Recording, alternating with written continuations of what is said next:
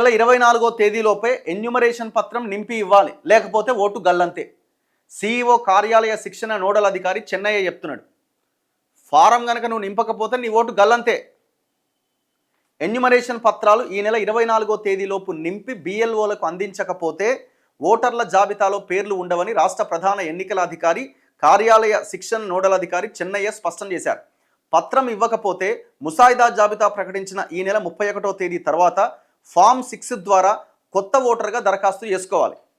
అంటే నువ్వు ఒకవేళ 24వ తేదీలోపు కనుక ఇవ్వకపోతే 31వ తేదీ తర్వాత మళ్ళీ నువ్వు కొత్త ఓటర్గానే నమోదు చేసుకోవాల్సి వస్తుంది. మళ్ళీ కొత్త ఓటర్గా నువ్వు నమోదు చేసుకోవాలంటే ఇక రకరకాల పత్రాలు, ఫామ్లు ఇవన్నీ మళ్ళీ సబ్మిట్ చేయాలి. ఒకవేళ నీకు ఆల్రెడీ ఓటు ఉన్నదనుకోండి, సో ఎన్యూమరేషన్ ఫామ్ ఇస్తే నీ ఓటు నిలబడుతుంది. లేదనుకో తీసేస్తారు, నువ్వు ఫామ్ ఇవ్వలేదు కాబట్టి.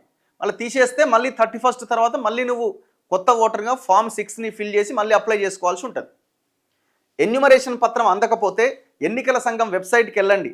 ఈసీ ఐనెట్ యాప్లో మీ పోలింగ్ బూత్కు సంబంధించిన బిఎల్ఓ నెంబర్కు ఫోన్ చేస్తే పత్రం తీసుకోవచ్చట.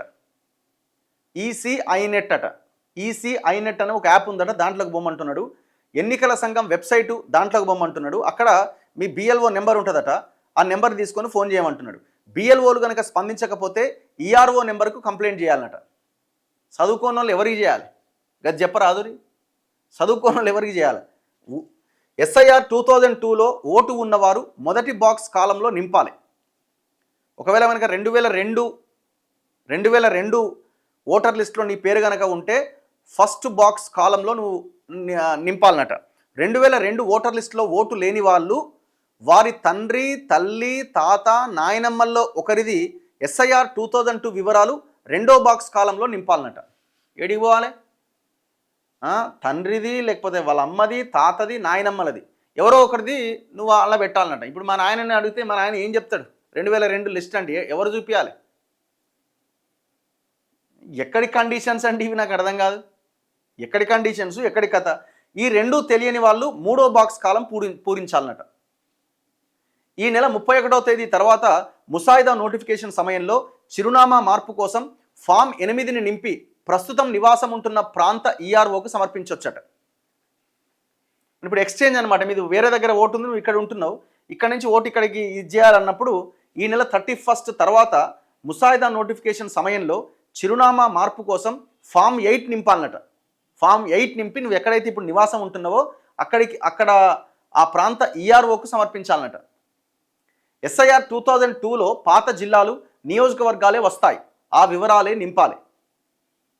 అంటే పాత జిల్లాలంటే ఉమ్మడి జిల్లాల లిస్ట్ వస్తుంది, నియోజకవర్గాలు కూడా పాతయే, ఆ వివరాలే నింపాలి. రాష్ట్రం కాలంలో ఆంధ్రప్రదేశ్ అని ఉంటుంది, పొరపాటున తెలంగాణ అని రాసినా కూడా ఇబ్బంది ఏం లేదట. విదేశీ పౌరసత్వం కనుక ఉంటే ఇక్కడ ఎన్యూమరేషన్ పత్రం నింపొద్దట. సో మీరు కనుక ఇండియన్ సిటిజన్ కాకుండా వేరే దేశం సిటిజన్ అయితే ఇక్కడ వాళ్ళైనా సరే మీరు ఇక్కడ ఎన్యూమరేషన్ ఫామ్ నింపొద్దట. ఇతర రాష్ట్రాల్లో కూడా ఓటు ఉంటే ఏదైనా ఒక ప్రాంతమే ఎంచుకోవాలి. 2 చోట్ల ఇస్తే చట్ట ప్రకారం చర్యలు ఉంటాయి. ఇప్పుడు చట్ట ప్రకారం చర్యలు ఉంటాయా, లేకపోతే మీరు తీసేస్తారా ఓటుని?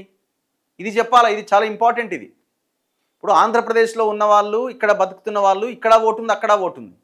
ఆ ఎలక్షన్ ఉన్నప్పుడు ఆడిపోయి ఓటేస్తున్నారు, ఈడ ఎలక్షన్ అప్పుడు ఈడపోయి ఓటేస్తున్నారు. ఎట్లుంటుంది అట్లా? తెలంగాణలో ఉన్న వాళ్ళకి మాత్రం జిల్లాల నుంచి హైదరాబాద్కి వచ్చిన వాళ్ళకి ఇక్కడ ఓటు వద్దనుకుంటే ఈడ పోతున్నది, వాడ ఒకటే ఓటు ఉంటుంది. ఎవరికైనా ఒకటే ఓటు ఉండాలి. ఆంధ్ర వాళ్ళైనా ఇంకో రాష్ట్రం వాళ్ళైనా హైదరాబాద్లో వచ్చి బతుకుతున్న వాళ్ళకి ఇక్కడ ఓటు ఉంటే డిసైడ్ చేసుకోమనండి. ఇక్కడ ఓటున్నా తప్పులేదు, ఇక్కడైనా ఓటు పెట్టుకోమనండి, లేదంటే అక్కడైనా ఓటు పెట్టుకోమనండి. మీరేమంటున్నారు? చట్ట ప్రకారం చర్యలు ఉంటాయి అంటున్నారు, కానీ మరి ఇది ప్రాసెస్లో భాగంగా ఒకటే ఓటు ఉంటుంది, 2వ ఓటు తీసేస్తామని ఎందుకు చెప్తలేరు? మళ్ళీ తెలంగాణ వాళ్ళకి మాత్రం చెప్తున్నారు, లేదు వేరే జిల్లాల వాళ్ళు ఒకటే జిల్లాలో ఒకటే ప్రాంతంలో ఓటు ఉండాలని చెప్తున్నారు. ఎన్యూమరేషన్ పత్రాలతో కలిపి ఎలాంటి ధ్రువపత్రాలు ఇవ్వాల్సిన పని లేదు. మీ పత్రంపై అనుమానాలు ఉంటే ఈఆర్ఓ నోటీసులు ఇస్తాడు. ఆ సమయంలో అధికారులు అడిగిన పత్రాలు ఇస్తే సరిపోతుంది. సో ఇది టోటల్ ప్రాసెస్ అనమాట. ఇది కొంచెం ఇబ్బందే, కానీ తప్పదు. మరి ఇప్పుడు ఏం చేయలేము. ఎంత ఇబ్బంది అయినా మీ ఓటుని కాపాడుకోండి, అది మీ బాధ్యత. సో ఓటు వేస్తే ఏమొస్తుంది అంటే, ఓటు వేస్తేనే వస్తుంది. ఓటు వేస్తేనే నీకు ప్రశ్నించే హక్కు ఉంటుంది. అందరూ కలిసి మంచి వాళ్ళని ఎన్నుకుంటేనే రాష్ట్రం బాగుపడుతుంది, దేశం బాగుపడుతుంది. మనకెందుకు లేని ఇంట్లో వండుకొని నాకు నీళ్ళు వస్తలేవు, నాకు లైట్ వెలుగుతలేదు, ఉద్యోగాలు వస్తలేవు అంటే ఎట్లా వస్తాయి? రావు కదా.